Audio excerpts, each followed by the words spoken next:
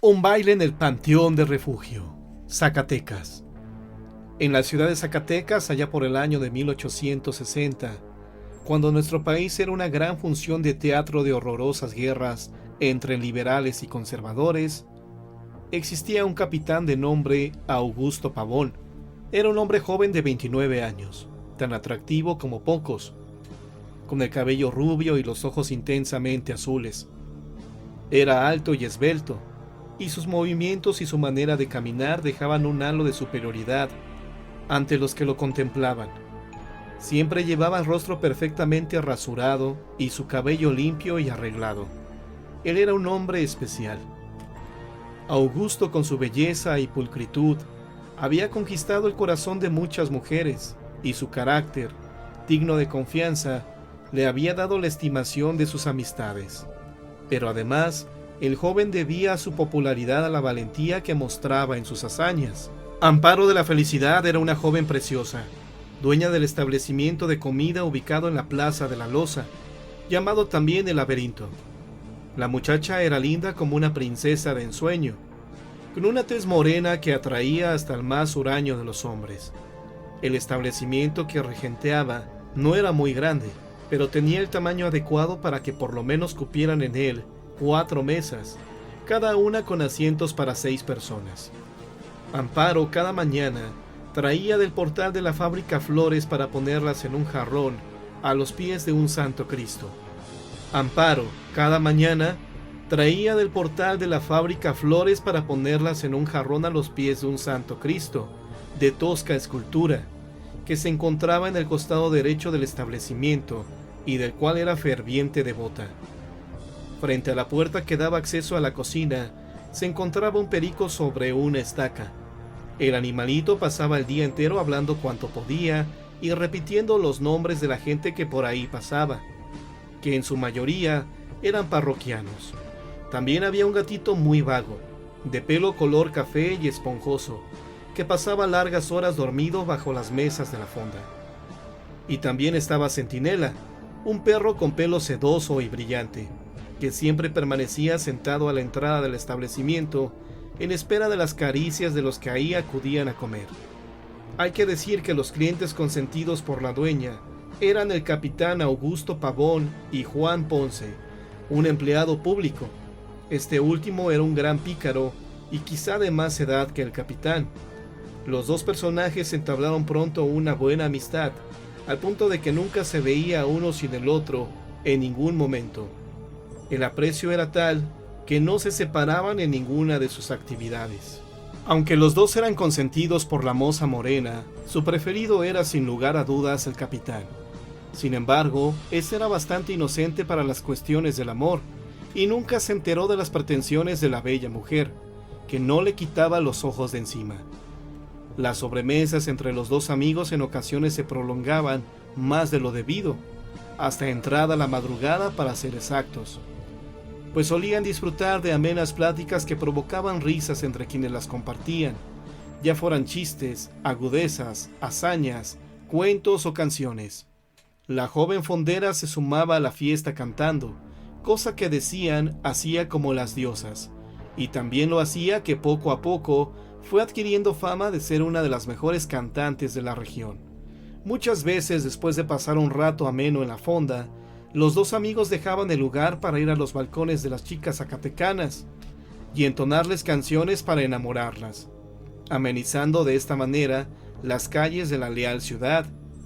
Y así se les iba la vida, entre sus labores obligatorias y sus parrandas de fin de semana. En una ocasión en que más felices se sentían los tres amigos, la fondera, el empleado y el militar, una negra nube oscureció aquella dicha. El regimiento al cual pertenecía el capitán Pavón recibió la orden de salir en campaña. Aquello suponía que quizá nunca regresaría. Cuando fue a despedirse de sus amigos, una inexplicable sensación de miedo invadió su interior. Contra su costumbre ese día, el capitán bebió y comió muy poco. Cualquiera hubiera pensado que se encontraba enfermo, pero no era ese el motivo de su desgano y de su apatía.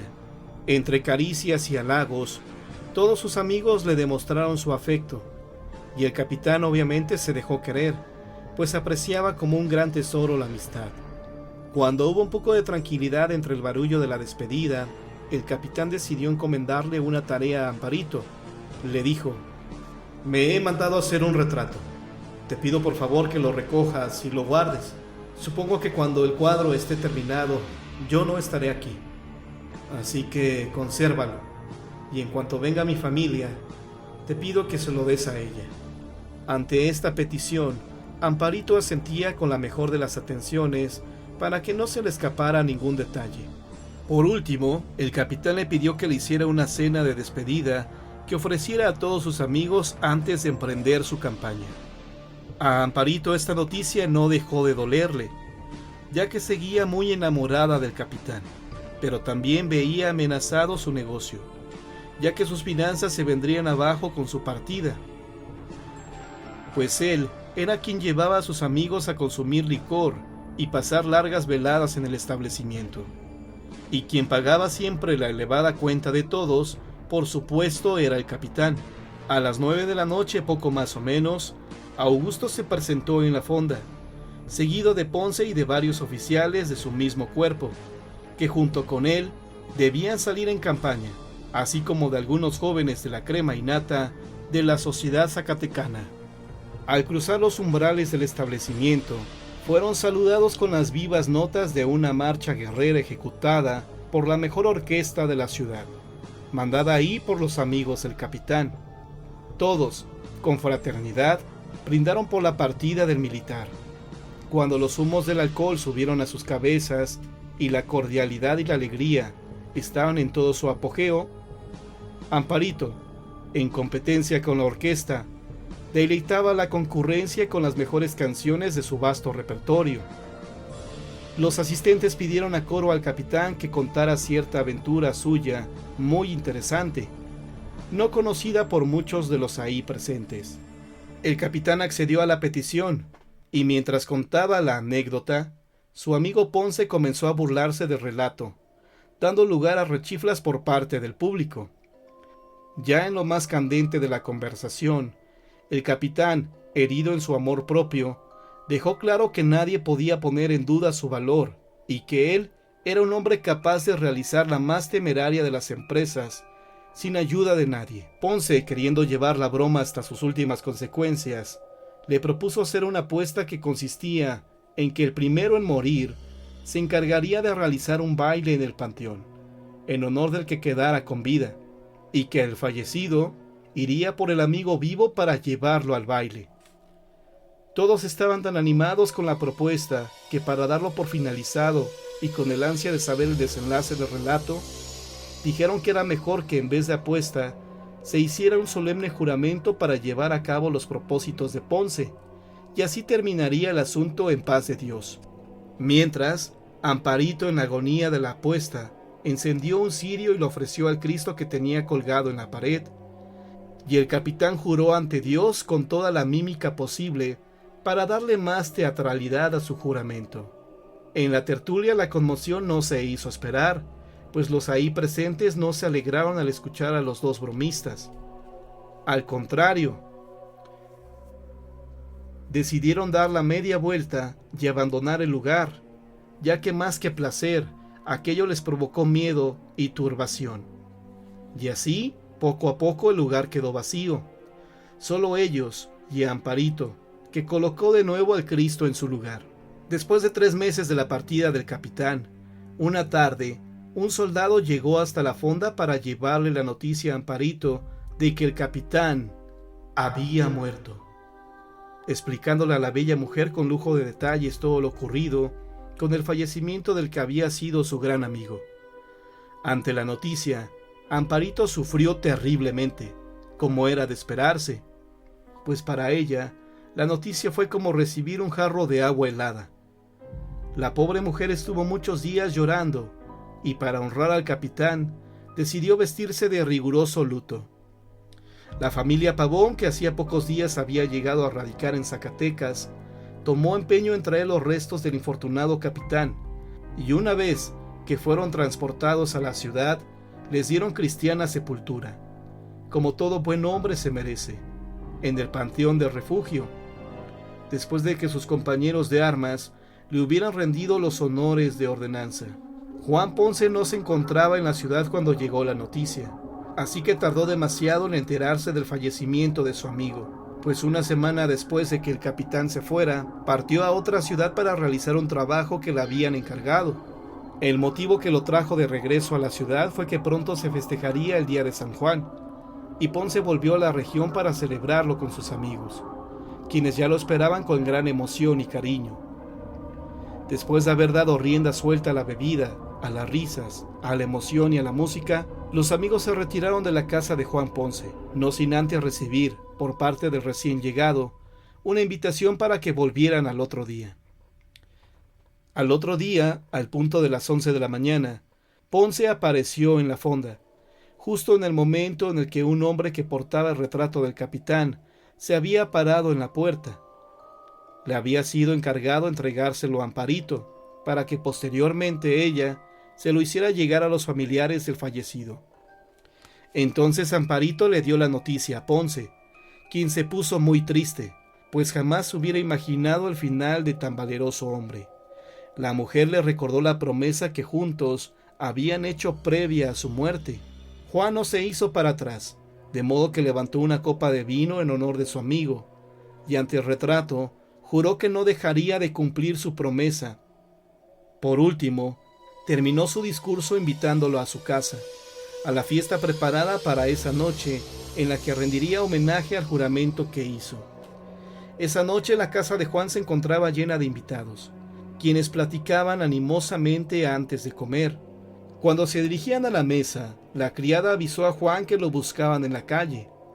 Ponce, un tanto molesto, le dijo a la mujer que avisara a la visita que regresara luego, ya que no podía atenderla en ese momento. Sin embargo, la visita insistió y le dijo a la criada que no se movería de ahí hasta que no recibiera las atenciones que debía. Juan Ponce, al recordar su promesa con el capitán, empezó a sentir escalofríos en todo el cuerpo, pues presentía que la visita no era otra que el que había sido su amigo en vida. Mientras así razonaba, un sudor frío empezó a recorrer su piel, y peor cuando vio entrar al capitán Augusto Pavón envuelto en una capa negra y sentarse en una silla, donde permaneció en posición tranquila durante varios minutos. Todos los invitados, consternados, comenzaron a hacerle preguntas, pero el militar no respondía a nadie. Cada uno de los ahí presentes recordaba la promesa que ambos sujetos se habían hecho, así apenas unos meses atrás. Así que esperaban que alguno de los dos diera el primer paso para hablar. Ponce, mudo y pálido por la presencia del militar, apenas si podía estar en pie. Entonces el capitán Augusto, viendo que su amigo no era capaz de articular palabra, dijo lo siguiente: Amigo Juan Ponce, un juramento hecho hace 3 meses ante la imagen de Jesucristo, y del cual son testigos la mayoría de los aquí presentes, me ha hecho levantarme de la tumba para dar testimonio de que con el nombre de Dios 3 veces santo no se puede jugar impunemente. Y ahora, por caridad te pido, y en nombre de la amistad íntima que en vida nos tuvimos, que me acompañes a cumplirlo, para que mi alma pueda descansar en paz. Los ahí presentes quedaron estupefactos, como vueltos estatuas e incapaces de hablar ni de gesticular, menos de moverse. Y Ponce, tomando fuerzas de quién sabe dónde, se decidió a acompañar al capitán. Ambos siguieron el camino sin decirse ni una palabra. El silencio se apoderó de ambos. Al llegar a la plazuela Zamora, Ponce se detuvo en la casa que hacía esquina con la calle de Manjares, donde existía por aquel entonces una tienda de abarrotes denominada El Pabellón Mexicano. Ahí, Ponce pidió permiso a su amigo para subir a ver una persona. El capitán Pavón asintió. Ponce fue por el sacerdote, y cuando regresaron con Augusto, éste le comentó al cura todo lo referente al juramento. El sacerdote, después de unos instantes de ardua reflexión, le aconsejó a Juan que cumpliera con lo que había jurado, pues no era conveniente hacer enojar a Dios. En el fondo, Ponce esperaba que el sacerdote lo eximiera de toda responsabilidad, pero no fue así. El cura le dio a Ponce un Cristo y algunas reliquias que pudiera acompañarlo en la travesía y para que lo auxiliara en aquel amargo trance. Los dos amigos continuaron el trayecto y Ponce, que se vio obligado a sacar fuerzas de lo más profundo de sí, sentía que acompañaba a la propia muerte en compañía del difunto en aquellos instantes. Juntos atravesaron las calles de Manjares y de Refugio, y al llegar a un punto, vieron un haz de luz refulgente que les alumbraba el camino. Cuando estuvieron cerca de la luz, una pesada puerta se oyó rechinar, y al abrirse, se escucharon las notas de una terrorífica melodía. Fue en ese preciso momento cuando Ponce se dio cuenta de que se encontraba en las puertas del Panteón del Refugio, que no era más que una gran sala de baile en la que se veía claramente reflejado el juramento que hicieran un día los dos amigos en la fonda de Amparito de la Felicidad. Justo cuando iban a entrar, el pobre hombre se desmayó. El sacerdote, que había seguido a ambos a cierta distancia, fue quien lo levantó después de pasado un largo rato para llevarlo a su casa. Poco tiempo transcurrió sin que todo Zacatecas se enterara de lo que había ocurrido a Juan Ponce, con lo que su popularidad aumentó en toda la ciudad. Los niños, jóvenes y adultos no dejaban de admirar la valentía con la que se había enfrentado al difunto capitán. No faltaron aquellos que lo esperaron día y noche fuera de su casa, por la calle, por las avenidas, para preguntarle cómo había sido la aventura que había tenido el valor de afrontar. El sacerdote, por su parte, se limitó a aconsejarle que debía tener calma y que pensara que era normal que la gente estuviera realmente intrigada ante lo que llegaba a sus oídos.